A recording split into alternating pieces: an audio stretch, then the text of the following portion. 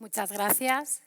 Bienvenidos y bienvenidas a la Casa Encendida y a este ciclo de encuentros que está organizando el IECA. Bueno, yo soy María Salvador, voy a ser la moderadora de este espacio. Soy experta en relaciones de género y construcción de paz. Y conmigo van a estar las dos ponentes, que van a ser las ponentes principales de este espacio, que son Gabriela de Lima Greco. Bienvenida, Gabriela, que ella es doctora de Historia por la Universidad Autónoma de Madrid y actualmente es profesora en el Departamento de Historia Moderna y Contemporánea en la Universidad Complutense. Y Andrea Mila Maldonado, que es doctora en Ciencia Política y es investigadora del área de estudios y análisis de la Fundación Carolina. Bienvenidas, bienvenidas a las dos, muchas gracias. Bueno, y muchas gracias también por haber venido hasta aquí, en este día lluvioso y un poco así como incómodo, pero bueno, gracias por venir hasta aquí y esperamos que sea un espacio también abierto de debate y esperamos contar también con vuestras aportaciones. Sin más dilación y antes de dar la palabra a nuestras ponentes, sí que me gustaría un poco remarcar los objetivos de esta sesión, ¿no? Hablamos de progresos hacia la paz latinoamericana y queremos enfocarlo para a analizar y a conocer los significados de lo que define la paz en los diferentes contextos latinoamericanos. Nos vamos a centrar de manera muy específica también en el caso de Brasil, ya que tenemos a Gabriela aquí y nos va a hacer hincapié en la realidad brasileña, pero bueno, también con Andrea vamos a ver los diferentes contextos. Y queremos abordar estas diferentes formas de decir qué significa la paz total en la región latinoamericana, abordando también las diferentes situaciones de conflicto y de violencia en la región, pero también queremos visibilizar y dar un punto específico a los avances y oportunidades que se están dando en la región en cuanto a situaciones y buenas prácticas o avances que tanto como por parte de los gobiernos como de la sociedad civil se están dando para avanzar hacia una paz total y una democracias pacíficas, ¿no? Sí que me gustaría remarcar algunas situaciones del contexto, aunque Andrea nos va a dar un contexto mucho más específico, pero sí queremos un poco mencionar por qué hablamos de paz en la región latinoamericana, en una región en que desde aquí, desde España, siempre hemos visto una región que la situación más de conflicto que hemos visibilizado es el caso colombiano, en el que todos conocemos, ¿no?, que tenía un conflicto armado, que en el 2016 se firmó un acuerdo de paz. Que a pesar de ese acuerdo sigue habiendo crimen organizado, sigue habiendo situaciones de conflictividad y también estamos viendo en los últimos años también nos está llegando y estamos conociendo también mucha situación de conflictividad y violencia en la región, ¿no? Hemos visto hace poco el caso de Ecuador, de Bolivia, la situación continua de crisis humanitaria en Haití, ¿no?, o la situación de violencia constante que se da en la región centroamericana, México, sobre todo cuando vemos casos y los altos índices de feminicidio y asesinatos contra defensores y defensoras de derechos humanos. ¿Por qué se da esta situación de conflictividad? Hemos visto y sabemos que en la región latinoamericana es una de las regiones más desiguales del mundo y donde la situación de desigualdad cada vez se acrecienta, ¿no? Se acrecienta, pues, ¿por qué? Pues situaciones de que los estados no están llegando a las zonas más aisladas, donde la población no tiene acceso a servicios públicos, donde hay desigualdad económica y altos índices, lo que genera también altos índices de violencia. El punto positivo, ¿no?, que estamos viendo es que, que también se están dando muchos avances. Es una región como muy ejemplar en cuanto a modelos y avances que se está dando la sociedad civil, que está saliendo a la calle, que están haciendo modelos de protesta, modelos de hacer las cosas de otra manera para construir sociedades más justas, más igualitarias, que por supuesto cuesta y hay muchos retos todavía y desafíos, pero están ahí, ¿no? Que también eso está generando asesinatos contra defensores y defensoras de derechos humanos, como hemos mencionado, pero sí que en esta mesa queremos ver tanto la situación pero también esos puntos positivos que nos van a alentar también a decir, oye, hay cosas que se están haciendo y hay que remarcarlas también, ¿no? Bueno, entonces, en este marco, ¿no?, que hemos presentado, sí que me gustaría empezar con Andrea, ¿no? O sea, sí que preguntándote, pues, ¿cuál es el estado actual de conflictividad, de violencia en la región, ¿no? Y cómo afecta esta situación a los procesos de paz? Muchas gracias, María. Bueno, muchas gracias a IECA por esta invitación a la Casa Encendida. La verdad es que es un gusto de la Fundación Carolina participar esta noche aquí, un poco para que conozcan la actividad que hacemos brevemente, porque seguramente cuando hablamos de Fundación Carolina piensan en becas y no solamente damos becas, sino que tenemos varias áreas y una de esas áreas es precisamente en la que estoy yo, que es el área de estudios y análisis. Allí nos encargamos de mirar especialmente a la región latinoamericana y las relaciones birregionales Unión Europea, América Latina y el Caribe. Hago este contexto porque, bueno, tenemos muchas publicaciones de distintas temáticas, pero este año hemos impulsado especialmente la línea de trabajo de seguridad, ¿no?, que tiene mucho que ver con la pregunta que planteaba ahora María, ¿no? ¿Cuál es el estado de la violencia en América Latina? Voy a contar una anécdota, y es que cuando hice mi doctorado caí justo en un grupo de investigación de politólogos que trabajaban con datos. Yo soy de Relaciones Internacionales y ellos decían mucho la frase de que lo que es medible no es opinable. Entonces, para hacer tributo a este grupo de investigación, yo traigo cifras porque, bueno, efectivamente lo que es medible no es opinable, y hay algunos datos en los que me gustaría insistir para reflejar cuál es el estado de la violencia en América Latina. Voy a comenzar con el primero, que me parece un dato que de seguro les va a parecer hasta raro. ¿Y raro por qué? Porque hay un hecho cierto, y es que América Latina actualmente está reduciendo la violencia. Desde el año 2012 hasta la actualidad, según datos de la Oficina de Naciones Unidas contra la Droga y el Delito, América Latina ha reducido 21,2% desde 2012 los índices de violencia. Y ustedes dirán, bueno, pero la imagen que me viene de América Latina no es precisamente esa. Y en efecto, esto es paradójico. ¿Por qué? Porque países como Ecuador están experimentando unas olas de violencia que los países de la región no habían experimentado, es decir, una ola sin precedentes, al menos en el caso ecuatoriano. Pero no solamente, hay otros países como por ejemplo Uruguay, como Chile o como Costa Rica, que también están experimentando altos índices de violencia, de criminalidad, entre otras cosas. La Oficina de Naciones Unidas también nos dice que 8 de los 10 países con las mayores tasas de homicidios se encuentran precisamente en América Latina y el Caribe. Esto es realmente preocupante. ¿Y por qué? Porque en el contexto de pandemia, estas tasas no se redujeron. Imaginen ustedes, aún en contexto pandémico, estas tasas se mantuvieron altas.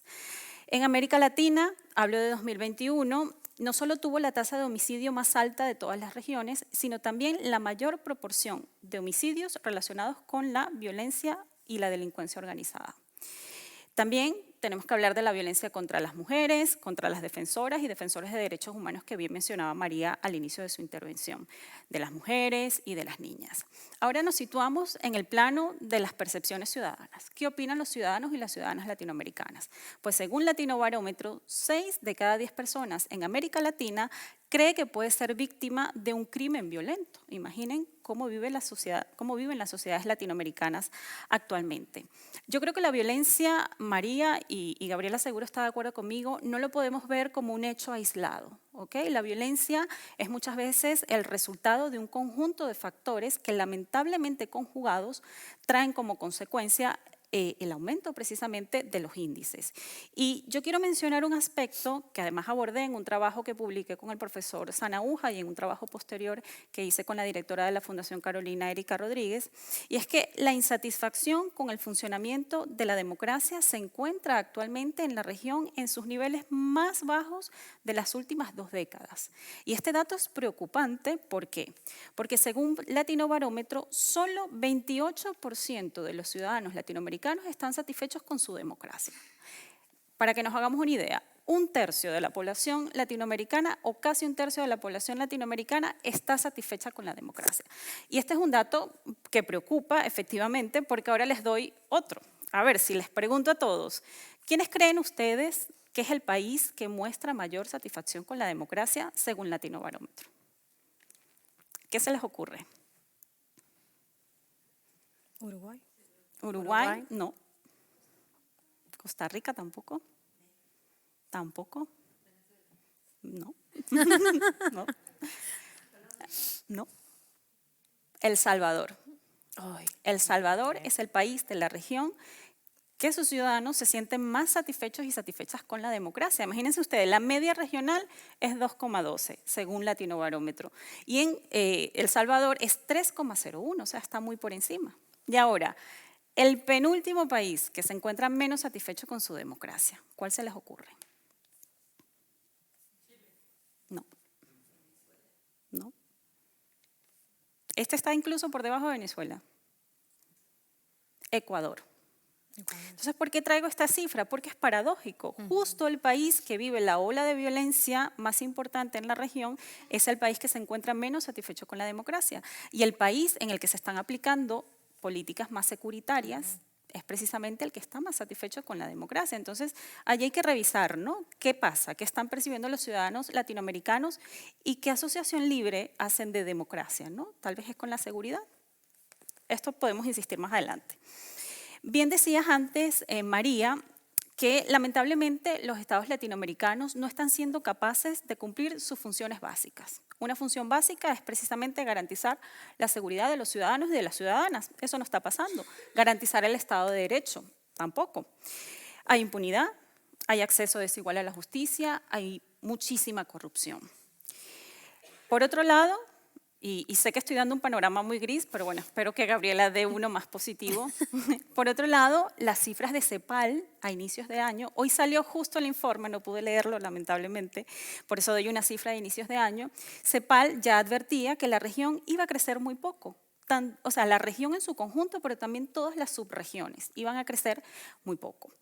Hay desempleo, hay subempleo, hay falta de acceso a servicios básicos y falta de oportunidades educativas. Y cuando se conjugan todos estos elementos que les mencionaba anteriormente, quienes se ven más afectados son precisamente los jóvenes de los sectores populares, que lamentablemente ahora mismo ni estudian ni trabajan. Y es precisamente allí donde están más expuestos a la delincuencia organizada.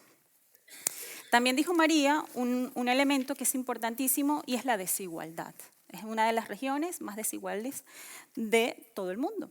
Y evidentemente la violencia en América Latina es un problema que preocupa especialmente a algunos países latinoamericanos. De hecho, en algunos países es el principal problema para los ciudadanos y las ciudadanas. Y yo creo que no podemos hablar de paz ni de seguridad en la región, o mejor dicho, no podemos hablar de paz si no consideramos la variable de la seguridad o de la inseguridad y la variable de la violencia en la región. De hecho, justo ahora se está celebrando la Cumbre Iberoamericana en Cuenca y uno de los temas que se va a abordar es precisamente la seguridad. Es decir, este es un tema que llegó a la agenda y lamentablemente llegó para quedarse. En la Fundación Carolina entendemos a la seguridad como un problema de desarrollo y bueno, de seguro que lo vamos a seguir trabajando y los invitamos a que revisen algunas de las publicaciones recientes que tenemos porque precisamente van en este mismo sentido. Muchas gracias, Andrea. Me quedo, y además que yo creo que ahora lo ligamos con lo que nos va a contar Gabriela, ¿no? Bueno, pues con que no podemos hablar de paz si no hablamos de seguridad, si no hablamos de garantía de derechos para la ciudadanía, ¿no? Si no hablamos de que los sectores más vulnerables, las poblaciones en situación de mayor vulnerabilidad, pues no pueden acceder a unos servicios básicos, no pueden tener oportunidades de empleo, de desarrollo, ¿no? En este contexto sí que me gustaría que Gabriela nos cuentes un poco también, bueno, pues, en este enfoque un poco más pesimista, ¿no? de la situación latinoamericana, que nos pongas también cómo las organizaciones de sociedad civil, especialmente organizaciones de mujeres, de movimientos indígenas, también están trabajando, ¿no? Y están pues planteando buenas prácticas en cuanto a generar avances en estos temas. Bueno, buenas noches a todos y a todas. Gracias María, gracias Andrea y gracias sobre todo a la Casa Encendida y a IECA.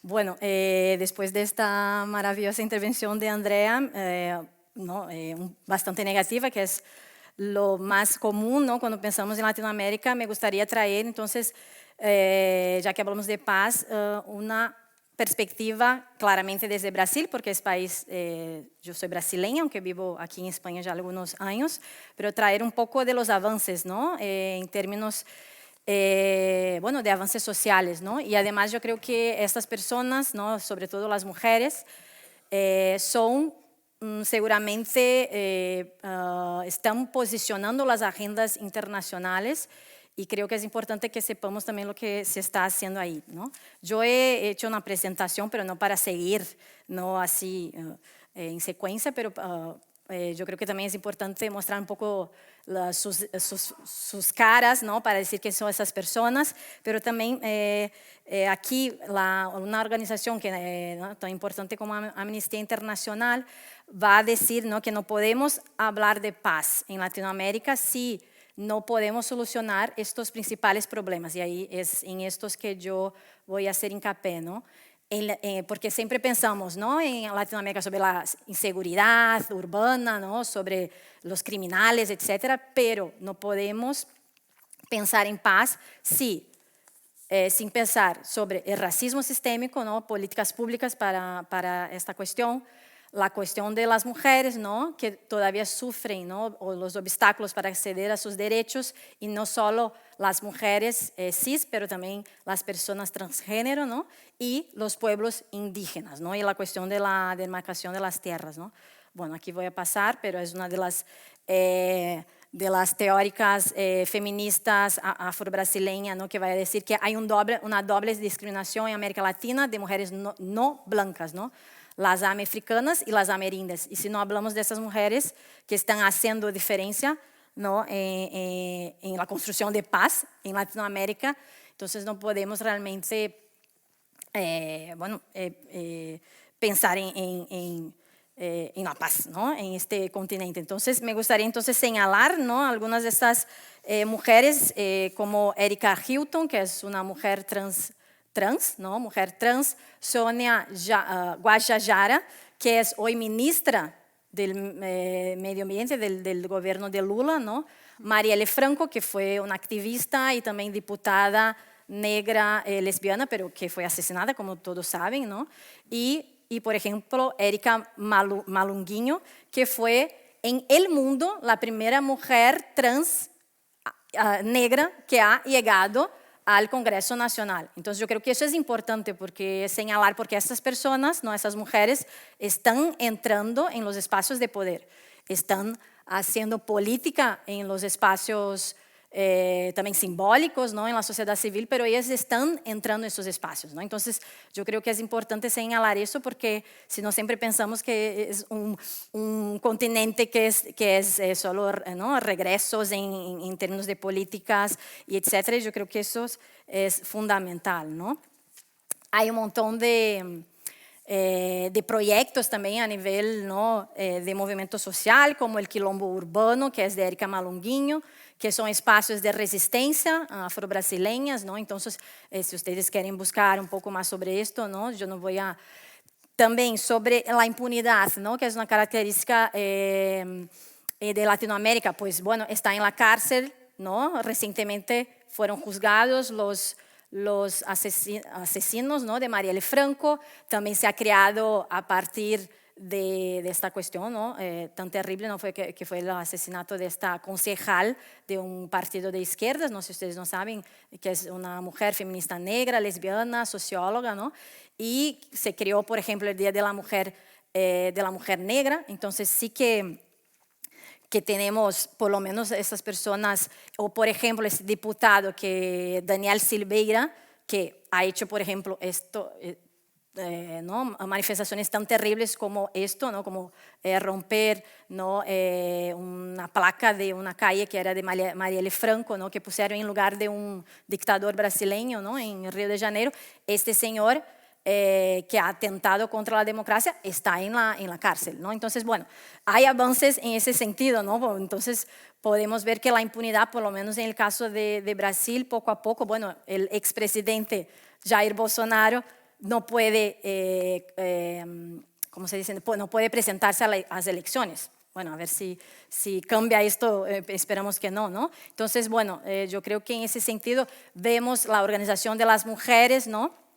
La sociedad civil, como esas manifestaciones muy importantes que era el no, ¿no? contra Bolsonaro, y de hecho uno de los problemas de Bolsonaro para no conseguir ser reelecto fueron las mujeres, ¿no? Son las que, vamos a decir, que es el sector que menos ha votado, ¿no? en Bolsonaro, ¿no? Entonces, bueno, no quiero aquí estar como mostrando tantas diapositivas, pero un poco para que ustedes vean quién son esas personas, ¿no? Quién está haciendo política, ¿no? Y no son las mujeres, por ejemplo, indígenas, ¿no? de Brasil, como Sonia Guajajara, pero mujeres, por ejemplo, de Argentina, como Moira Millán, ¿no? activistas que están creando incluso teorías, ¿no? como el feminismo comunitario, ¿no? creando conceptos como el terricidio, ¿no? o sea, todo este asesinato que está ocurriendo, ¿no? contra el ecosistema, que están luchando, ¿no? desde una visión a favor del medio ambiente, ¿no? de los pueblos indígenas, ¿no? en toda Latinoamérica. Entonces yo creo que esto es importante señalar, ¿no? y sin mirar, y el medio ambiente, ¿no? es una de las cuestiones más importantes, ¿no? del futuro de la humanidad, ¿no? Si no miramos, y los pueblos indígenas seguramente, ¿no? son esenciales, ¿no? para la preservación, ¿no? Entonces, bueno, un poco esto, luego desarrollamos más, yo creo, ¿no? Porque hay tanta cosa aquí. Bueno, aquí son otras diputadas también, lesbianas, o sea, negras lesbianas que también han llegado al Congreso. No, hay mucho que decir aquí, no sé si seguimos o... Bueno, si quieres mencionar alguna cosa más o ahora luego si no lo retomamos. Bueno, en relación a los últimos años, ¿no? Tuvimos estos 4 años con el gobierno de Bolsonaro, que después podemos hablar un poco de esto, ¿no? La mano dura, ¿no? Que también vino ahí durante 4 años, pero tuvimos también avances, ¿no? El feminicidio es uno de los problemas principales en Latinoamérica, sí. y los índices siguen aumentando, ¿no? Entonces, por ejemplo, durante el gobierno de Dilma Rousseff se ha creado una ley brasileña de feminicidio, ¿no? Se ha endurecido mucho, ¿no? la condena contra el feminicidio. También se ha creado la ley María de la Peña, también contra violencia de género. Se ha incluido las mujeres trans en estas leyes, ¿no? Entonces, pero todavía no vemos resultados realmente, ¿no? Porque desde 2015, cuando se aprobó creo que en 2015 se había aprobado, ¿no? Solo ha aumentado. Bueno, hay algunas razones también por eso, ¿no? A lo mejor también y violencia de género, ¿no? Las mujeres están tomando más conciencia, pero ¿no? de este tipo de violencia, pero aquí como vemos la radiografía es que en el último año es que sigue aumentando, ¿no? 2022 es el año que más tuvo asesinato de mujeres en Latinoamérica. Pero bueno, se puede también, seguramente Andrea también puede ayudarme en el análisis de estos datos, pero también puede ser porque hay una mayor visibilidad y registro de estos casos, ¿no? Entonces realmente yo creo que solo a largo plazo vamos a saber si realmente está aumentando porque hay una visibilidad de estos datos, pero también lo que ocurre es que con el empoderamiento de las mujeres también hay una reacción violenta de parte de los hombres, ¿no? Entonces eso también es una cuestión muy complicada, ¿no? Un ejemplo que yo, bueno, y ahí termino también mi intervención en este primer momento, pero por ejemplo, una de las políticas públicas más importantes del gobierno del Partido de los Trabajadores es la Bolsa Familia, la beca familia, que es las familias humildes reciben pues un dinero, reciben bueno, comida, etc. ¿no? ¿Quién recibe esto en la familia? Es la mujer. La mujer aquí entonces se convierte en la jefa de familia. Y esto en un primer momento puede traer incluso más violencia dentro de la casa, ¿no? Porque ahí, entonces, una política que es súper importante de empoderamiento, ¿no? En fin, para la mujer, porque, bueno, hay toda una investigación que si las mujeres reciben dinero, ellas se preocupan más con la familia, ellas saben invertir mejor el dinero, etcétera, ¿no? Que los hombres, ¿no? Pero eso también puede, en un primer momento también, la consecuencia puede ser una mayor violencia, ¿no? Entonces no hay política pública fácil, porque parece que tú, ¿no? Haces algo aquí y luego surge un problema que no... Entonces no hay política, o sea, no hay respuestas fáciles para problemas tan complejos como los problemas ¿no? de Latinoamérica. Pero bueno, que yo veo que hay avance, ¿no? Un poco retomando, ¿no? Esto Sí. que comentas, ¿no? De también que hay avances políticos, ¿no? Es decir, los avances políticos los estamos viendo y, bueno, pues aquí los que mencionas también avances en América Latina, en Colombia, por ejemplo, o en Bolivia, tienen normativas en cuanto a derechos de las mujeres muy avanzadas en determinados temas. El problema luego es la implementación, Sí. ¿no? Es decir, por ejemplo, Bolivia es uno de los países que tiene una ley específica contra la violencia y acoso político contra las mujeres electas. Y ahí, por ejemplo, pues ligo un poco lo que has comentado tú con lo que ha comentado Andrea antes, ¿no? Es decir, estamos viendo avances legislativos, estamos viendo que hay movimiento de sociedad civil que está, bueno, pues que nos está demostrando que hay otras formas de hacer las cosas, pero luego la percepción ciudadana es muy diferente. Estamos viendo el avance de partidos de extrema derecha, muy conservadores, en el que sus agendas es la securitización, la militarización, ¿no? Y bueno, pues el retroceso en cuanto a determinados derechos. ¿Qué está pasando? Ahí, Andrea, me gustaría, respecto a lo que has comentado antes, es decir, ¿por qué está habiendo, ¿no? Porque estamos viendo que ha habido un avance de la mano dura de situaciones de estados cada vez mucho más, ¿no? Más represivos. ¿Por qué? ¿Cuál es el análisis que puedes hacer? Bueno, como bien mencionas, en la región es verdad que hay un mayor apoyo a estos líderes que están implementando políticas de mano dura, ¿no? Y que tienen discursos, que tienen prácticas punitivistas, y recordemos además que estas prácticas son prácticas no probadas, muchas de ellas violan los derechos humanos, pero yo quiero insistir en un detalle, y es que muchas de esas prácticas están basadas en la espectacularidad. Tienen un alto impacto mediático. Yo creo que cuando digo esta frase seguro todos pensamos en Bukele, cómo ha llevado a cabo sus políticas y cómo se ha apoyado muchísimo en las redes sociales y cómo ha hecho toda una performance de la aplicación de medidas punitivistas, ¿no? Y voy a dar un dato más, que me gustan los datos, y es que el Programa de Naciones Unidas para el Desarrollo elaboró un informe de 2023-2024 de desarrollo humano, y fíjense esta cifra: 1 de cada 2 personas en América Latina apoyaría a líderes capaces de socavar la democracia. Es un dato preocupante. 1 de cada 2, lo dice Naciones Unidas.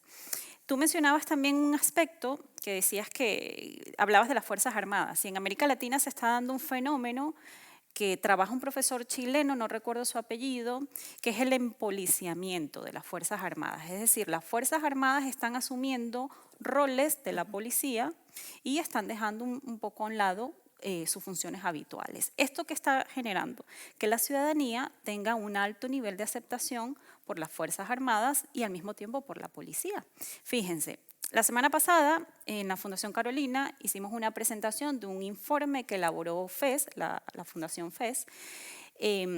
Hizo una encuesta dirigida a jóvenes entre 15 y 25 años. Ellos nos contactaron para presentar los resultados de esta investigación y los resultados también preocupan. Por ejemplo, 60% de los jóvenes latinoamericanos entre 15 y 35 años prefieren a un líder fuerte, claramente. 50% de los jóvenes latinoamericanos aproximadamente se siente de centro, pero cuando se desagrega el resto de datos, la mayor tendencia es a la derecha ideológica. Estos datos son curiosos. Países como por ejemplo Ecuador. ¿Cuáles creen ustedes que son las instituciones que tienen mayor aceptación en un país como Ecuador? ¿Cuál se les ocurre? Policía, ha dicho. Policía. Fuerzas Armadas.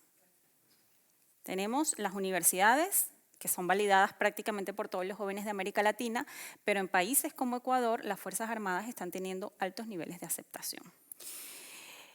Yo creo que si más de un 60% de la ciudadanía, en este caso de estos jóvenes, se sienten insatisfechos con la situación general de su país, no solamente en términos democráticos, sino también en términos económicos, no podemos de alguna manera dejar de lado que efectivamente lo que está sucediendo en la región es que, lo que decías tú inicialmente, el Estado no está llegando a todos los sitios donde debe llegar. Y nos comentaban, yo estuve recientemente en Uruguay, nos comentaban que hay espacios donde precisamente hay mayor vulnerabilidad de jóvenes. Quien está cooptando a esos jóvenes es el narcotráfico. Entonces, los espacios que está dejando el Estado los está cooptando, en este caso el narcotráfico y grupos violentos. Yo no quiero dejar de hablar de un elemento y una variable que me parece fundamental, y es esta relación perversa que se está fijando entre inmigración y violencia, inmigración y seguridad. Nuevamente, los migrantes como los chivos expiatorios, los causantes de todos los problemas de las sociedades. En América Latina los datos son realmente también preocupantes. Les doy un dato. Perú, Ecuador, Colombia y Chile son los países que han recibido mayor inmigración y al mismo tiempo son los países que más consideran que los inmigrantes causan crimen o incrementan el crimen en sus sociedades. Entonces, yo hice una investigación el año anterior que tiene que ver con esto, bueno, tenía que ver más que todo con progresismos latinoamericanos y migraciones, y me quedé realmente preocupada. ¿Por qué? Porque tanto el discurso de los líderes políticos como las percepciones de la ciudadanía están yendo en un mismo sentido. ¿Y el mismo sentido cuál es? La xenofobia, el rechazo al otro. Y esta vinculación seguridad inmigración o inseguridad, inmigración. Y yo quiero dejar una pregunta, tal vez Gabriela me ayude a responderla y tú también, María, y es que no sé si podemos estar hablando entonces de nuevos significantes para la sociedad latinoamericana de lo que significa la democracia. ¿Qué está significando para la ciudadanía latinoamericana la democracia? ¿Cómo están valorando la democracia? ¿Por qué hay este retroceso? Lo que es cierto es que hay una preocupación por el estado de las democracias en la región. Y bueno, los casos de Venezuela, Nicaragua, Cuba, etcétera, son los casos tipo, pero creo que estamos dejando de lado esta ola autoritaria que se está legitimando, que la ciudadanía está clamando además por líderes que van en esta misma línea. Entonces, yo puedo ahora mostrar sobre todo preocupación. Yo creo que en la Fundación estamos haciendo algún trabajo precisamente para identificar soluciones políticas y hacer un trabajo multidisciplinar y multiactor. Ahora mismo no tengo todas las respuestas, pero bueno, sí que dejo todas estas variables para que ustedes en casa y nosotros también en nuestros trabajos podamos seguir analizando, ¿no? Identificando causa-efecto y no dejar de lado algunas variables que muchas veces pensamos que no son tan importantes como, por ejemplo, el tema de la migración. Es verdad que América Latina vive una ola inédita de migración intrarregional, no había pasado antes. Sabemos todos que la migración venezolana se ha asentado mayoritariamente en la región, que los estados no tienen capacidad interna ni políticas públicas para entender a todas las personas en movilidad. Sin embargo, bueno, hay que generar algún tipo de soluciones a estas problemáticas e insisto en la frase, tampoco podemos hablar de paz si no hablamos de la migración en América Latina y cómo las sociedades de acogida están percibiendo al otro. Sí. Totalmente de acuerdo. Sí, me gustaría que comentaras un poco lo que, Sí, lo que ha dicho Gabriela y que también, Andrea. en base un poco a lo que ha comentado, ¿no? del avance de los estados más autoritarios, el caso de Bolsonaro, ¿no? Ahí. Sí, no, el tema de la migración es muy interesante que hayas traído.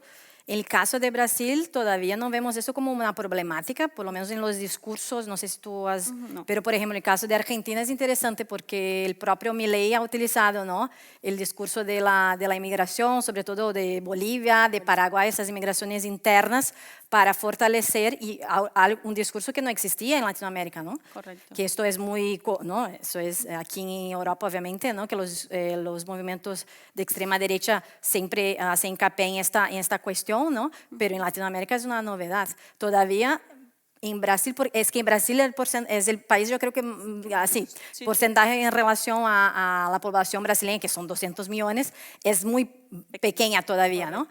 Pero en países como Argentina ha aumentado muchísimo la inmigración a estos países y claro, siempre es el chivo expiatorio, ¿no? Que los problemas y etcétera son de... Entonces, muy interesante que tú... De hecho, Gabriela, se habla también de xenofobia social, pero actualmente también hay una categoría que es xenofobia gubernamental.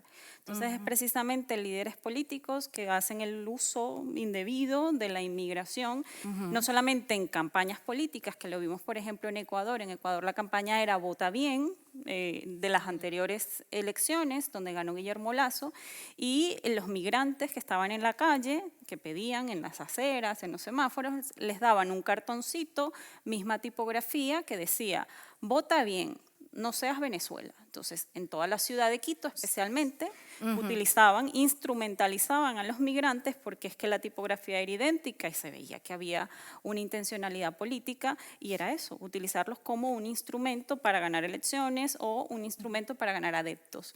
Y es un elemento que, como bien dices, no se había visto en la región, ¿no? O al menos no de una manera tan exacerbada.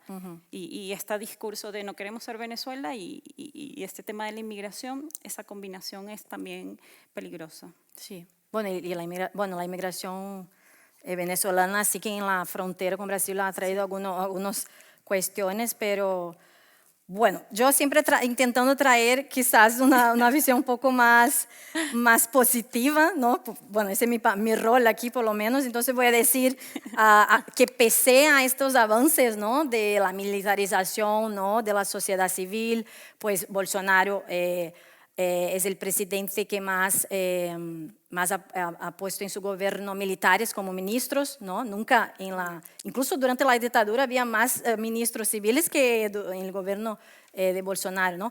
Pese a todo esto, él no ha ganado las elecciones. Entonces, es el primer presidente en la historia de Brasil que no ha sido reelecto. Entonces, yo creo que esto, bueno, es una respuesta de la sociedad civil. No ha hecho un buen gobierno, por lo menos para la mayoría, ¿no? Y Lula fue el presidente más votado en la historia del país, 60 millones de votos. Nunca un presidente ha sido tan votado. Entonces, yo también creo que esto es algo positivo, pese a todo, ¿no? Y realmente, ¿no? Hay este discurso de déjame pasar aquí, de armamentación de la sociedad, ¿no?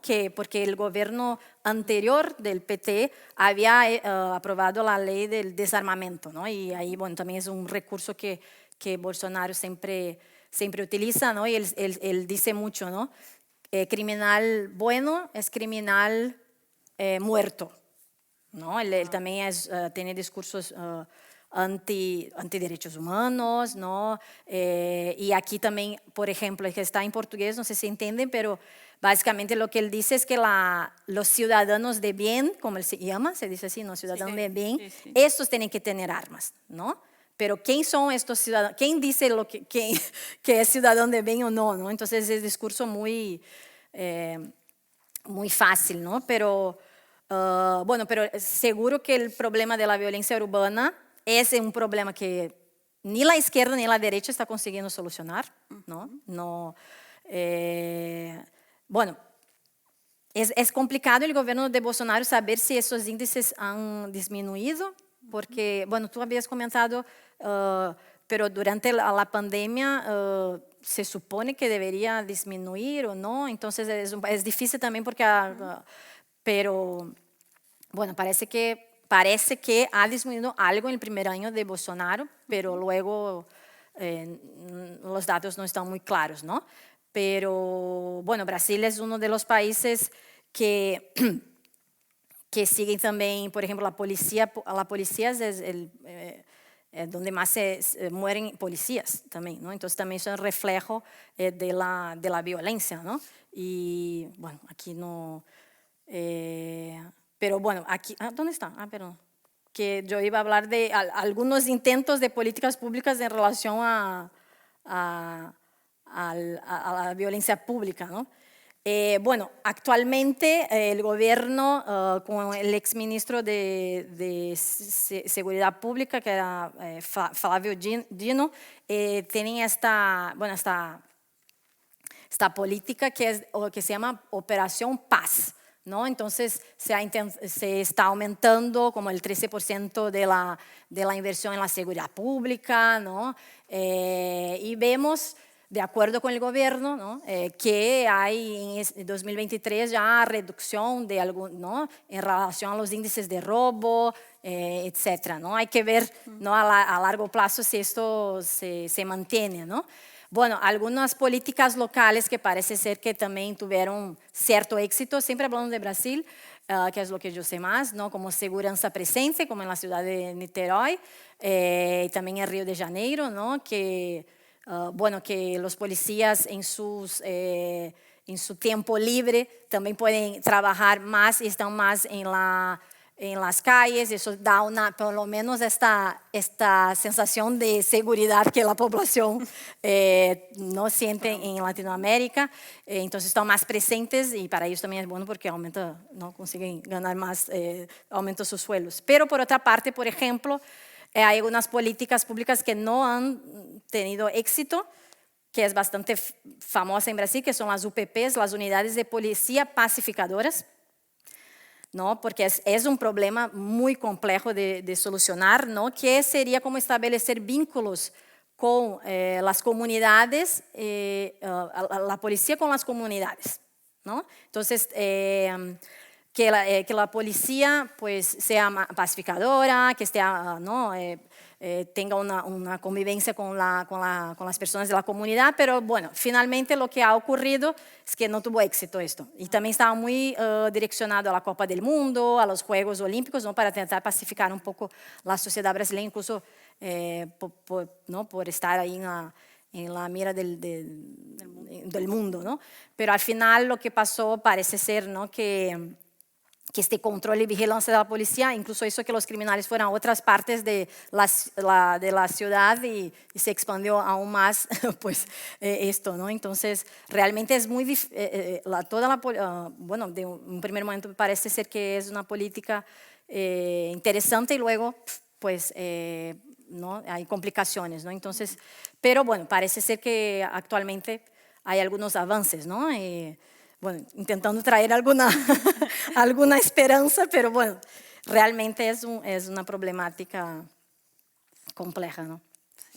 Vale, pues a ver, sí que me gustaría antes, sí que vamos a seguir y además que quiero también, ahora dentro de poquito también algunas preguntas, que seguramente que alguna tenéis, pero sí que me gustaría que también, bueno, en el contexto en el que estamos, ¿no? No podemos dejar de mirar el contexto global en el que vivimos, ¿no? Y bueno, vamos a seguir abordando más en concreto la región latinoamericana, pero sí me gustaría también conocer y que nos cuentes un poco, Andrea, cómo se están posicionando también la región en cuanto a conflictos que se están dando en el mundo, ¿no? Como puede ser el conflicto de Ucrania o la guerra en Gaza, ¿no? Es decir, no sé si hay similitudes, si encontramos situaciones también, bueno, por supuesto son contextos muy diferentes, ¿no? Pero que nos puede decir, bueno, cómo se están posicionando y realmente si hay algún tipo de vinculación o algún tipo de, tanto a nivel de los gobiernos como de la sociedad civil, que se puedan dar a lo mejor iniciativas para la paz, ¿no?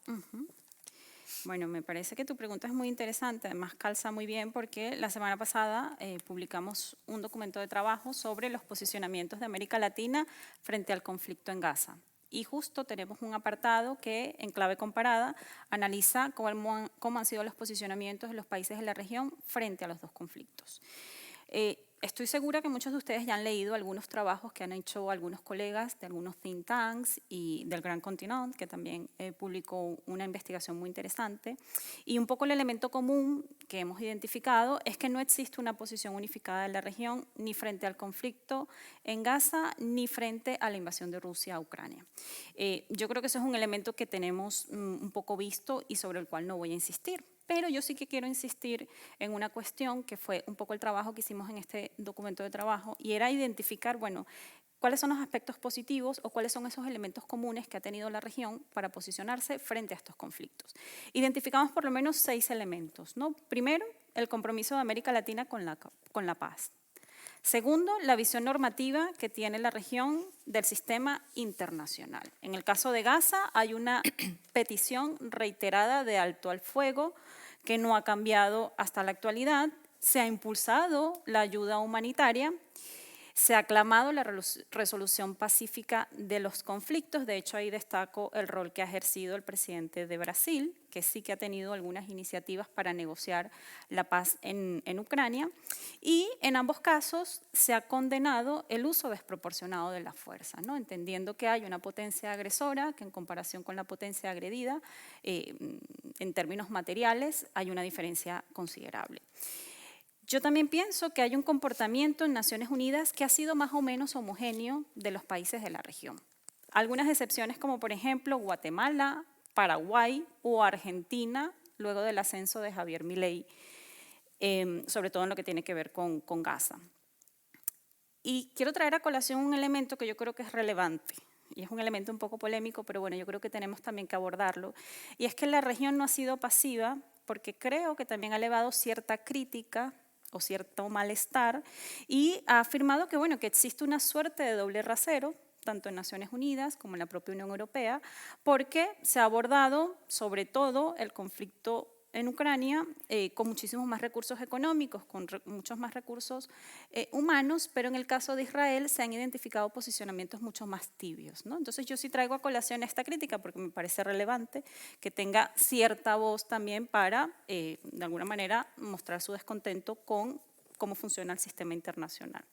Y también me voy a referir a dos iniciativas que también vienen desde América Latina y que han intentado dotar de sentido a los posicionamientos de la región. Porque muchas veces se asume como que, bueno, la región no asume ningún posicionamiento porque tiene relaciones comerciales con Rusia o porque, bueno, la tradición siempre ha estado vinculada a la causa palestina. Y yo quiero destacar el trabajo que han hecho algunos investigadores latinoamericanos, como es el caso de Guadalupe González, y otros colegas. Ellos elevaron una propuesta que se denomina humanismo desarmado. Me permito citar, esta propuesta lo que habla es que se debe asegurar la liberación de rehenes, atender a la población civil, acelerar el alto al fuego, activar mecanismos multilaterales contra crímenes de guerra, mostrar posibilidades de diálogos hacia la paz, entre otras cosas. Esto se parece mucho a lo que les mencioné, que son como esos elementos comunes de los posicionamientos de los países de la región. Y esto se observa tanto en el plano discursivo de algunos líderes como en las propias votaciones que ha habido en el marco de Naciones Unidas. La segunda propuesta, que de seguro les va a sonar muchísimo más, es esta idea del no alineamiento activo. Esta propuesta la impulsan Carlos Fortín, Jorge Heiner y Carlos Ominami. Se desarrolló en 2019 realmente en el marco de este conflicto que hubo entre Estados Unidos y China, pero bueno, algunos de los líderes políticos se han insertado dentro de esta idea de no alineamiento activo. ¿Y qué plantea? Plantea, bueno, la posibilidad de que los países de la región tienen también derecho a no manifestarse o manifestarse a favor o en contra de los países con mayor peso relativo en el sistema internacional, entendiendo su posición periférica. Esta iniciativa, bueno, tiene sus adeptos y tiene sus críticos, porque se le critica sobre todo el anacronismo, parece que hace un poco referencia o nos retrotrae un poco al contexto de la Guerra Fría, contexto de la bipolaridad, pero lo que intenta es desmarcarse de la neutralidad, ya que se pueden ver posicionamientos próximos a una potencia u otra en función de los intereses de cada país. Y una de las dimensiones es que ya está superada la supeditación de la región a los lineamientos de Estados Unidos, aunque ellos afirman que, bueno, que eso no tiene por qué significar que se sustituya una potencia por otra. Entonces, estas dos iniciativas me parecen interesantes, nos pueden parecer mejor o peor, pero bueno, sí que creo que hay que poner en valor lo que también se produce en términos intelectuales y de conocimiento desde la región. Yo creo que es paradójico que sea la región más violenta y al mismo tiempo la más pacífica, ¿no? En términos de cómo mira el mundo y cómo miran las relaciones internacionales América Latina. Una paradoja. Sí, eso era. Sí, la verdad. A mí me gustaría un poco retomar también respecto a, bueno, no sé si tienes alguna mención respecto a esto, pero sí que, a ver, yo un poco de lo que habéis estado comentando y de las propuestas, por ejemplo, que has mencionado de seguridad pública, echo de menos iniciativas desde una seguridad humana, más allá de la seguridad militar, ¿no? Es decir, cuando hablamos de seguridad siempre nos viene a la cabeza un policía, un militar en la calle, un arma, ¿no?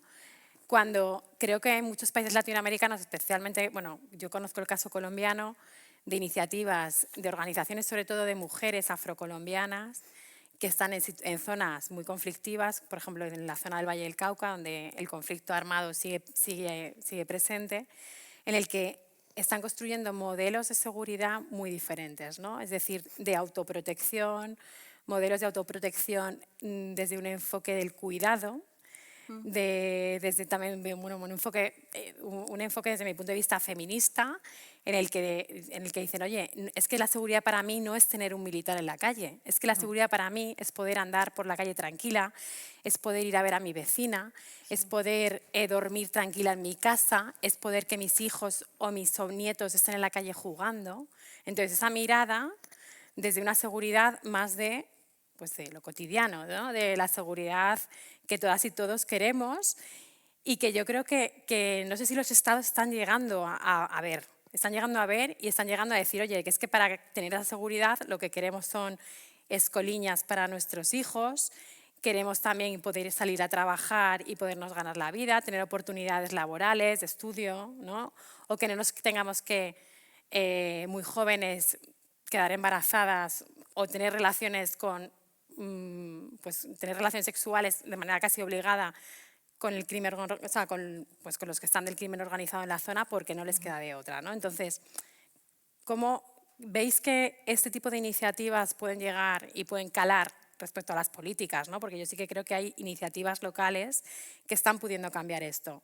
¿Creéis que se puede llegar a plantear a nivel nacional, sobre todo en gobiernos, por ejemplo, como en el caso ahora de Brasil, que es más de izquierdas, Colombia, que yo creo que Colombia sí que ha intentado ir por ahí en algunas cosas? Entiendo que es difícil, pero ¿cómo lo veis? Esto es una... es que los escucho hablar y como también está un poco vinculada con ese tema, me parece como decir, la seguridad es una percepción, pero es una percepción que cada una la vivimos de una forma diferente, ¿no? Entonces, las mujeres, bueno, de lo que he escuchado, muchas mujeres la viven así. Es decir, y muchos pueblos indígenas la viven de otra forma. Entonces, ¿se pueden dar estas iniciativas? ¿Creéis que a lo mejor dentro de lo que habéis planteado hay iniciativas que han podido avanzar por ahí? Bueno, ahí yo creo que es el principal problema de estos bueno, del gobierno progresista, por lo menos de Brasil, porque en estos espacios que no hay una seguridad humana que, por ejemplo, las iglesias evangélicas toman estos espacios, ¿no? Y yo creo que la izquierda, por lo menos en Brasil, yo creo que en otros países, está descuidando de esto, ¿no? Y ahí lo que vemos es que realmente el gobierno no está llegando a estos lugares y sí, obviamente que hay de parte de la sociedad civil, ¿no? Organizaciones, como yo mostré ahí, el quilombo urbano, ¿no? Y tantas otras, pero sí que yo creo que ahí es el reto más difícil y ahí es donde avanza la extrema derecha, ¿no? Porque, bueno, en fin, pero bueno, por otra parte también la seguridad humana tiene que ver con el acceso a los servicios públicos, ¿no? Y yo creo que eso sí ha avanzado, por lo menos en caso de Brasil y en otros países de Latinoamérica. Por ejemplo, el caso de la educación pública, ¿no? Lo que vemos es que la comunidad afro-brasileña y indígena ha podido, ¿no? está en estos espacios, están en los espacios de poder también, como yo había comentado. Las principales teóricas actualmente brasileñas filósofas son mujeres negras, mujeres indígenas, ¿no? Etcétera. Entonces, en esos espacios yo creo que sí, pero bueno, más de la sociedad civil, casi que del gobierno, ¿no? Pero muy importante entonces las comunidades, ¿no? Por cuidar de estos espacios, ¿no? A través de la cultura también, ¿no? Etcétera. Pero yo creo que ahí es el principal reto y es ahí a donde realmente está la dificultad, ¿no? No sé si... Sí, yo coincido con Gabriela y para no repetirnos, yo elevaría esto más bien a que este problema se tiene que asumir como un problema regional y que debe abordarse también en el marco de la integración regional, que lamentablemente no atraviesa su mejor momento en América Latina. Pero yo creo que en la medida que se entienda que es un problema multinivel, multiactor, multisector, se podrá abordar de una manera más efectiva, porque puede pasar el caso de países que avanzan de manera considerable y otros países que van en el sentido opuesto. Entonces yo más bien apostaría también por incluir este tema dentro de la integración regional o como un tema medular dentro de la integración regional en América Latina. Muchas gracias. Bueno, pues voy a dar la palabra si alguien tiene alguna pregunta para seguir el debate. Si no, yo también tengo algunas preguntas aquí apuntadas que me interesan, pero me gustaría daros la palabra al público porque también para generar aquí este espacio de, como somos poquitos aquí, pues para generar este espacio. Por allí. Buenas tardes. Buenas tardes. Muchas gracias por los comentarios. Me llamo José Antonio. Es un tema que se ha tocado ligeramente, pero me gustaría profundizar un poquitín más. Se habló con relación al proceso de paz en Colombia del papel que jugó la Iglesia Católica para llegar al acuerdo. Y entonces quería conocer su opinión de las tres ponentes, de los tres participantes, sobre el papel que puede jugar, que podría jugar no solo la Iglesia Católica, sino otras iglesias en América Latina. Ha habido una breve referencia a las iglesias evangélicas, pero si lo pueden desarrollar un poquitín más. Muchas gracias.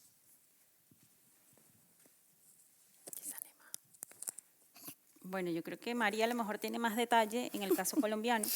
Yo me voy a permitir hacer un contexto, y es que precisamente en los países andinos la iglesia no se distingue si es la Iglesia Católica o no, es una de las instituciones en la que la ciudadanía deposita más confianza.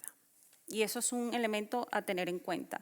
Y en esta encuesta que les comentaba antes, que exploraba un poco las opiniones de los jóvenes entre 25 y 35 años en América Latina, se identificó que los espacios en los que ellos comparten son los clubes deportivos y también en la iglesia. Es un espacio, digamos, en el que la juventud tiene para invertir el tiempo libre. Entonces, yo sí creo que, sobre todo en los países andinos, siendo Colombia parte de los países andinos, sí que la iglesia sigue teniendo un papel preponderante e importante, ¿no?, como parte de ese tejido social.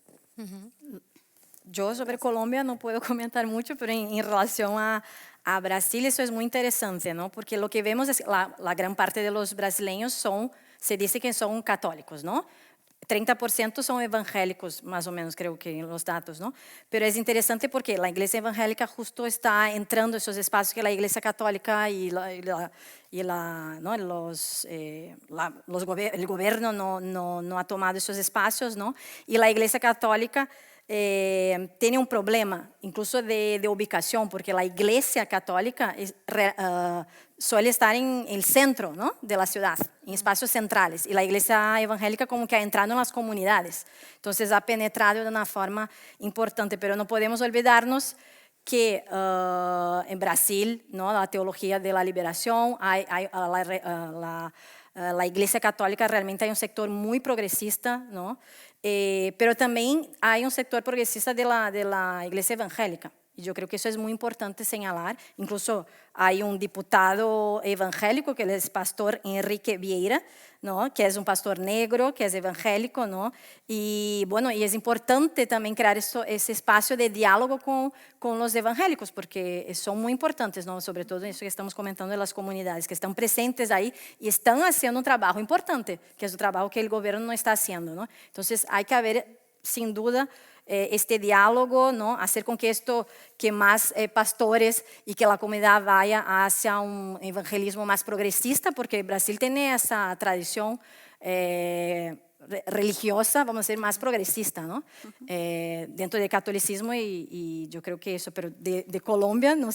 Bueno, yo no soy experta en la temática, o sea, sí que lo que te puedo decir que creo que bueno, en Colombia hubo mucha problemática respecto al papel de las iglesias evangélicas en cuanto a que hicieron campaña en contra del acuerdo de paz, ¿no? Ahí, bueno, pues la Iglesia Católica sí que se posicionó. Sí que creo que con el poder e influencia que tiene la Iglesia Católica a nivel de América Latina, tiene que jugar, creo que tendría que transformarse mucho internamente y jugar un papel no tan político en algunas cosas, pero sí como más influyente a nivel de construir comunidades mucho más pacíficas, más unidas y, bueno, pues a lo mejor con posibilidad de tener un mayor liderazgo local. Y creo que está desaprovechando muchas veces los espacios que tiene a nivel de influencia en la población, ¿no? ¿Y por qué? Porque creo que no está avanzando desde mi punto de vista, yo no estoy hablando desde el punto de vista de ninguna organización en este momento, perdonad al IECA, yo estoy aquí, pero sí que creo que tendría que transformar esas narrativas, creo que tiene que dar liderazgo y se tiene que poner del lado en este momento quienes están liderando muchos de los cambios, que son las mujeres, que las está dando de lado en muchas cosas. Creo que se está avanzando en tema de derechos de las mujeres, que la Iglesia Católica no está apoyando, y creo que considero que está siendo un error.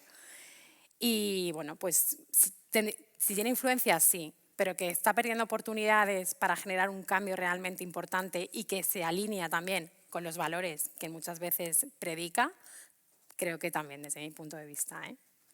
Si quieres luego lo hablamos más tranquilamente después. ¿Hay alguien que quiera hacer alguna pregunta más? Yo también tengo una pregunta que se alinea mucho con el contexto. No sé si aquí hay alguien, bueno, si no levantamos, bueno, levanta la mano y luego yo te hago la otra pregunta también. Espera, que te van a pasar el micrófono.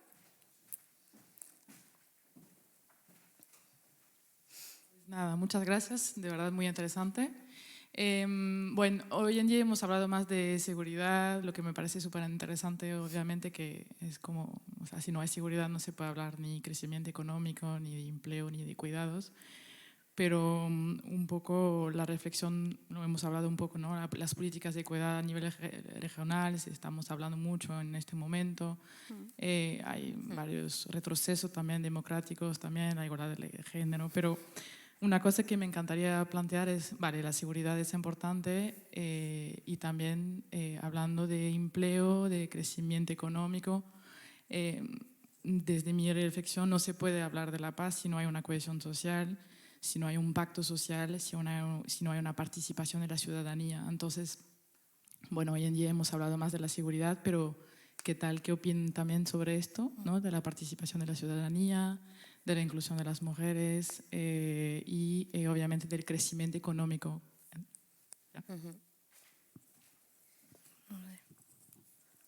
Bueno, no sé si se puede mostrar ahí la imagen. Hablando de pacto social, bueno, eso es una de las cosas que el gobierno de Brasil, por lo menos, es lo que muestra, ¿no? Que hay esa voluntad de pacto social, ¿no? Eso es en la investidura, ¿no? del presidente, y ahí están todos los sectores marginalizados de Brasil representados, ¿no? Por algunos liderazgos, ¿no? Movimiento indígena, afro-brasileño, ¿no? LGTBIQ+, etcétera, ¿no? Entonces, yo creo que hay esta voluntad de pacto social. Bueno, en Brasil, bueno, los datos es que hay una mejora en la economía, ¿no? Y de empleo, ¿no? También de acceso al empleo, pero bueno, también es un contexto internacional muy complejo, ¿no? De una crisis internacional y bueno, los países de Latinoamérica sufren muchísimo, ¿no? Cuando hay una crisis internacional, obviamente que... Pero bueno, yo creo que hay esta voluntad, no solo creo porque el gobierno del Partido de los Trabajadores ya ha mostrado, ¿no? En los años anteriores, cuando han gobernado, bueno, por dar algunos datos, ahora no sé muy bien, pero cerca, no sé, 40 millones de personas en los primeros gobiernos de Lula han salido de la extrema pobreza a una clase media, o sea, 40 millones, o sea, que es muchísima gente. Bueno, eso son algunos datos de economistas, ¿no? Entonces sí que hubo muchos avances. Luego, claro, o sea, pero hay muchas desigualdades, no es un problema fácil de solucionar a corto plazo, ¿no? Pero bueno, yo creo que hay esta voluntad, de alguna manera está creciendo, ¿no? Económicamente, no mucho, no lo que no se gustaría, pero no sé si tienes más datos en relación a empleo y... No, yo más bien quería hablar sobre lo que hablabas del pacto social y ciudadanía, ¿no? Y bueno, yo creo que el hecho de que haya tanta desafección ciudadana hacia la democracia y que, bueno, yo creo que todos recordamos que sobre todo desde inicios del 2000 se hablaba mucho de la democracia participativa, en Venezuela se habla mucho de la democracia participativa y protagónica, que de alguna manera son conceptos que se han ido agotando, ¿no? Lamentablemente, y hay una ciudadanía que está muy desgastada. Entonces, me parece muy rico lo que traes, porque precisamente son iniciativas desde abajo, pero reconstruir el tejido social en América Latina en términos de asociatividad, en términos de pacto social, es complicado. Fíjate que el tema es tan importante. ¿Cuál es tu nombre? Sí. Sandra. El tema es tan importante que en la Fundación Carolina tenemos una línea de investigación que es democracia y, digamos, la reconstrucción del pacto social. Y sí que lo tenemos en consideración por lo que tú mencionas, el tema del crecimiento económico, el tema del empleo y el tema del crecimiento económico que también tiene que ir de mano con el medio ambiente, ¿no? Y está toda esta pugna entre gobiernos extractivistas versus gobiernos que sí que están preocupados por el medio ambiente. Entonces, creo que la región está como en una especie de agotamiento, de resaca y lamentablemente hay que pensar en iniciativas que recuperen la confianza de las personas en la política. Y eso se va a traducir en la confianza también en la propia democracia. Un dato que no es menor es que no se confía, por ejemplo, en los partidos políticos como instituciones. Y eso habla de cómo está la región latinoamericana en este momento. Entonces, yo creo que das en una clave que es importante, ¿no? Esto del pacto social, ciudadanía, contrato social, y que tenemos que seguir dialogándolo y tenemos que seguir abordándolo en los distintos espacios porque efectivamente yo siento que está como un paciente, ¿no? que está enferma, ¿no? Sí, y en realidad este desgaste, ¿no? De los ciudadanos, ¿no? Que tú habías dicho, ¿no? Yo creo que no es solo en Latinoamérica, ¿no? Eso también. En Europa también. Entonces hay como una crisis de la democracia que estamos viviendo ahora mismo, ¿no? Entonces, hacer frente a eso es... Y hay un retroceso de derechos, es lo que mencionaba Sandra también, ¿no? Sobre todo para las mujeres y las... ¿sí? Sí, yo un poco vinculando con esto, ¿no? O sea, yo sí que creo que bueno, estoy totalmente de acuerdo de esta situación, ¿no? Es decir, de descontento de la sociedad civil. Sí que considero que también se están, o sea, sí que hay iniciativas locales, pero que muchas veces no se están visibilizando desde lo estatal y que son difíciles de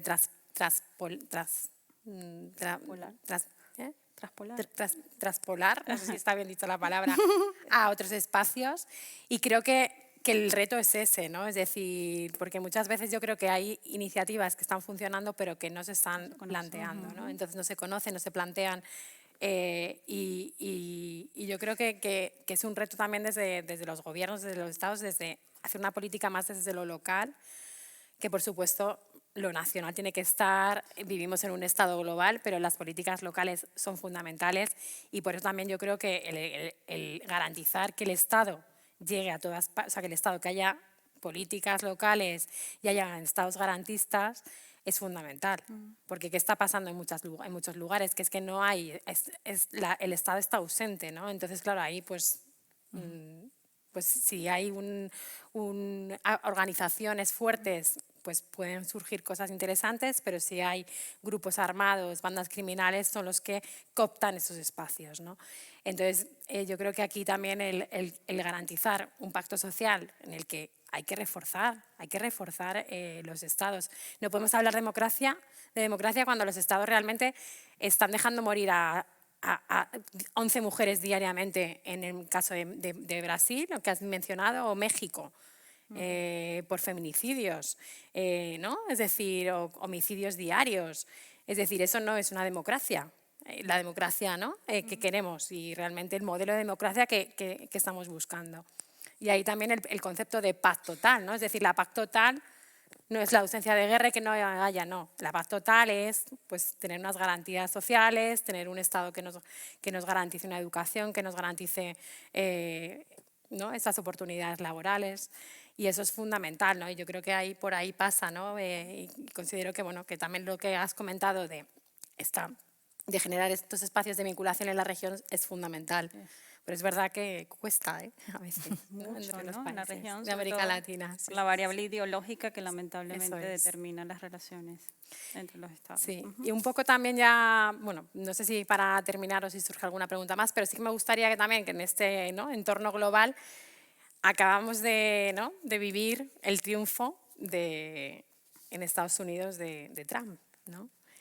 Y bueno, nos guste o no, es decir, ¿no? Está muy cerca la región, influye mucho las políticas trumpistas, ¿no? Las políticas de Estados Unidos a la región latinoamericana, ya influyó en su momento. ¿Qué va a pasar? ¿No? ¿Cómo veis ese análisis? O sea, esto es una pregunta ya extra, ¿no? al debate, pero es decir, ¿cómo veis este avance de Trump y qué va a venir ahora a la región, ¿no? Porque a mí me preocupa especialmente respecto al avance en los derechos humanos, ¿no? Bueno, con Trump se sabe mucho, pero también se sabe poco, ¿no? De cómo reacciona ante los distintos inputs. Y es cierto que en el periodo anterior la región latinoamericana no fue exactamente su prioridad. Ya, a ver, entiéndanme bien. El hecho de que Venezuela haya sido su prioridad no significa que la región haya sido su prioridad. Yo sí creo que puede haber nuevamente una nueva agenda hacia América Latina, pero muy vinculada a gobiernos como Venezuela, Cuba, Nicaragua, hacer, digamos, contención, ¿no? Y creo que Venezuela puede pasar a ser nuevamente parte del eje, ¿no? Central del relacionamiento que tenga. De hecho, se está hablando mucho de una subida de la recompensa por capturar a Maduro en Venezuela, etcétera. Es decir, que el tema sigue estando en agenda. Creo que se está hablando también de que Marco Rubio puede ser el próximo secretario de Estado. Sí. Es decir, que se puede mover un poco la agenda hacia América Latina, pero bueno, habría que ver. Yo creo que con México ya tiene su propia dinámica, una dinámica que pasa por la variable económica, por la variable del narcotráfico, también por la variable de la migración. Y con Brasil no me atrevería a adelantarme, creo que no ha habido tampoco mayor pronunciamiento por parte de Lula, más allá de felicitar al presidente. Y bueno, yo sí creo que con América Latina probablemente el tema migratorio sí que pase a ser ya no solo con México, sino con toda la región, porque fue parte de la campaña. El tema migratorio se abordó durante la campaña de Donald Trump. Entonces yo creo que nos toca esperar a ver un poco cómo avanza este nuevo gobierno. Y decía que se conoce mucho y poco porque es verdad que ya tuvimos un gobierno de Donald Trump y ya vimos más o menos hacia dónde se orientó. Pero bueno, creo que la prioridad va a estar en estos dos conflictos de los que hablamos previamente. Creo que allí va a estar el eje. Y luego que eso se resuelva un poco, o al menos haya alguna iniciativa por parte de este nuevo gobierno, sí que América Latina podría estar allí orbitando un poco, ¿no? en las prioridades de Donald Trump. Sí. Yo creo que el mayor riesgo, ¿no? de que Trump haya vuelto al poder sería el fortalecimiento de la extrema derecha a nivel global y obviamente que eso va a influir en caso de Latinoamérica. Entonces esos gobiernos como el de Javier Milei ¿no? van a sentirse respaldados, ¿no? A nivel global, y Bolsonaro, aunque no esté en el poder y no puede postularse, eso significa que o sea, Bolsonaro no puede, pero existe el bolsonarismo, ¿no? Que es un movimiento que va más allá de Bolsonaro y muy fuerte en Latinoamérica, ha hecho, ¿no? ¿Cómo se dice? Ha hecho sus raíces, ¿no? Ha dejado sus raíces ahí. El Senado y el Congreso, la mayor parte de apoyadores del gobierno, ¿no? Entonces, yo creo que como Andrea ha mencionado, ¿no? América no es la prioridad de Trump, parece ser, no sabemos ahora cómo va a ser, pero el fortalecimiento de la extrema derecha y bueno, también cuando Lula ganó las elecciones, que ahí Trump había 2 años antes, 2 años antes creo, ¿no? O 1 año antes, no había ganado las elecciones. Entonces eso, los politólogos ¿no? decían que, bueno, eso ha ayudado a que Lula ganase las elecciones, porque si Trump hubiese ganado en las elecciones pasadas, Bolsonaro probablemente hubiese ganado, podía haber influido en las elecciones de Lula. Así que en las próximas, que son dentro de 2 años y medio, ¿no? 2 años, puede influir, ¿no? Entonces, yo creo que el riesgo mayor es este, ¿no? Además que el año que viene hay elecciones en Ecuador y este año sí. Toca saber qué va a pasar con Uruguay también, ¿no? Sí, entonces, bueno, yo creo que Y Chile me parece que también. No sé exactamente así. Última oportunidad para preguntar. Bueno, pues yo sí que, solamente así como para terminar, bueno, a mí me preocupa especialmente también por el avance, o sea, el retroceso en la agenda, mucha agenda que has mencionado tú antes, en derechos de las mujeres, ¿no? Es decir, porque ya está habiendo un retroceso, ¿no? En cuanto a determinadas legislaciones en algunos estados de Estados Unidos respecto al derecho al aborto, ¿no? Respecto a determinadas políticas que ya pensábamos que habían avanzado, y a mí eso sí que me preocupa, y respecto también a financiación para determinados programas, por ejemplo, de salud sexual y reproductiva, que Estados Unidos, a través de algunas fundaciones, tiene bastante influencia en América Latina. Y bueno, también lo que mencionas, Gabriela, del avance de la extrema derecha. No sé si dentro de este análisis, que imagino que ya también a nivel de los estados se está haciendo, es decir, ¿veis alguna posibilidad de una contraprestación a nivel político, por ejemplo, de los estados más progresistas de América Latina, para generar dinámicas, diálogos, narrativas diferentes a las que se están dando? Porque claro, aunque hemos ido con un punto positivo, también nos quedamos con esta visión amarga de decir, ¿no? Es decir, hay unas percepciones muy negativas, no estamos llegando realmente nos está llegando los gobiernos de izquierdas progresistas a la población. ¿Qué narrativas, ¿no? O sea, o qué ideas o narrativas se podrían estar planteando de cara a decir, oye, ¿cómo podemos cambiar esto, ¿no? Así como para finalizar. No es una pregunta sencilla. No, para nada.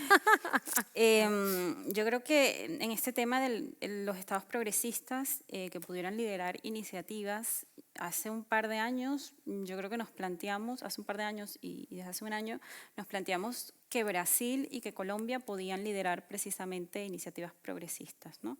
Yo no digo que en el plano doméstico no estén llevando a cabo iniciativas progresistas interesantes, pero sí que lo traslado al ámbito regional y sí que había una esperanza en que estos dos líderes pudieran reimpulsar la integración latinoamericana. Y sé que insisto mucho, junto a México, exactamente, sí, claro. Junto a México en la CELAC. Y lo que hemos visto es que no ha sido así, ¿no? Y entonces ha sido más bien como una suerte de estafa, por así decir, porque sí que se había puesto mucho la atención en cómo estos dos países iban a liderar la integración regional. Y hablo de la integración regional porque es verdad que existían iniciativas que eran muy interesantes y que se hablaban de problemas comunes en ámbitos un poco más amplios y más regionales.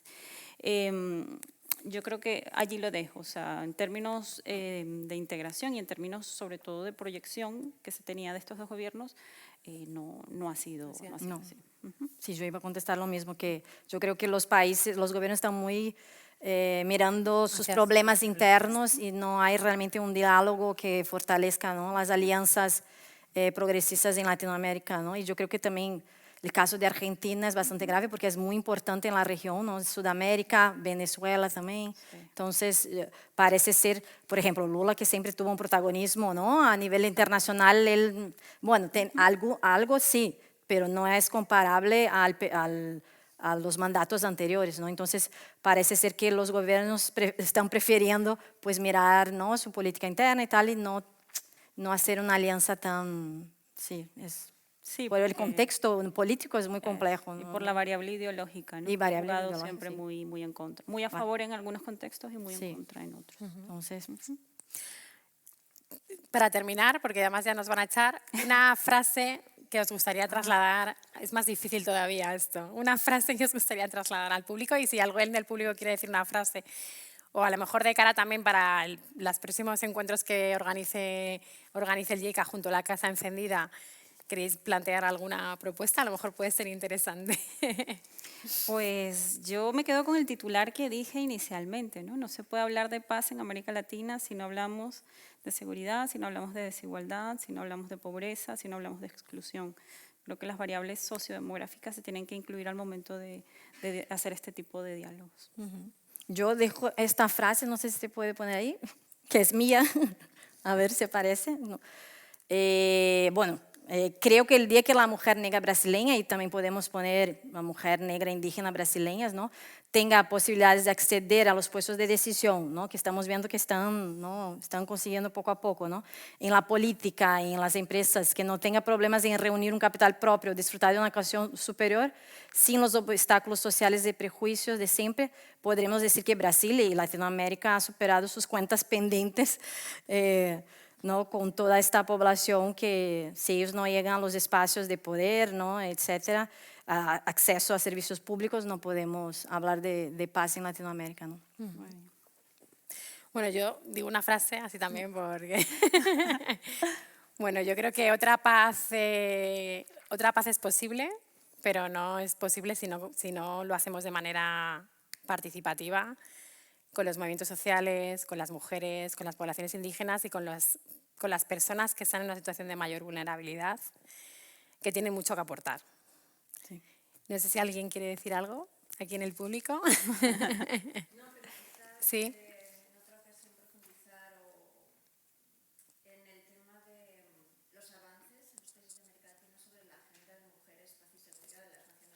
El año 2000 está ahí, cada año las Naciones Unidas avanzan los informes sobre esos avances y vosotros ni lo habéis mencionado, señal de que no está. Colombia está preparando en este momento su plan nacional de seguridad, pero es su primer plan nacional de seguridad. Sí. Las Naciones Unidas dijeron, porque es el Consejo y son vinculantes sus resoluciones, cada país tenía que tener un plan nacional y Colombia lo va a tener este año, o sea, 24 años después. Y así sucesivamente, entonces, a lo mejor si analizar cómo han avanzado ahí, porque tiene mucho que ver con la seguridad, tiene mucho que ver con la Muchísimo. y desde luego la paz vista con esa otra visión más integral también. Sí. De hecho, en Buenos Aires va a haber un congreso sobre paz, seguridad y mujeres. Creo que es en la semana que viene. Lo organiza Masuru, que es una red de mujeres que trabaja seguridad. De toda la región. Y no sé si ese tema está colocado en la agenda de las cumbres iberoamericanas o este año o el próximo. Seguridad, en términos generales, pero sí, habría. La combinación de las tres. No. Pero bueno, es un tema muy interesante. No, es un tema que yo sí que he seguido y de hecho en Colombia estuve muy vinculada, pero es verdad que es una resolución que parece muchas veces como en algunos gobiernos como invisible y que tampoco se habla mucho y yo creo que es fundamental y que muchas de las cosas, aunque no lo hayamos mencionado, sí que muchas de las cosas que se han mencionado aquí se enmarcan dentro de la agenda de mujer, paz y seguridad, ¿no? Y yo sí que creo que hay que visibilizarla más y hacer muchísima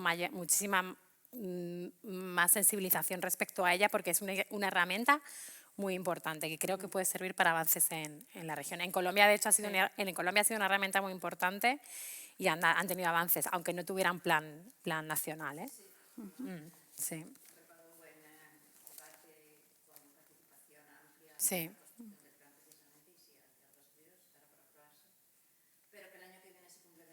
Sí. Pues muchas gracias por la aportación. Pues muchas gracias, Andrea, Gabriela, por este espacio. A mí me ha encantado estar aquí porque hacía tiempo que no, no participaba en esos espacios. Y bueno, muchas gracias a Lieca y a la Casa Encendida por este espacio y bueno, y también a todas las personas que habéis venido y habéis compartido aquí este debate. Muchas gracias. Muchas gracias.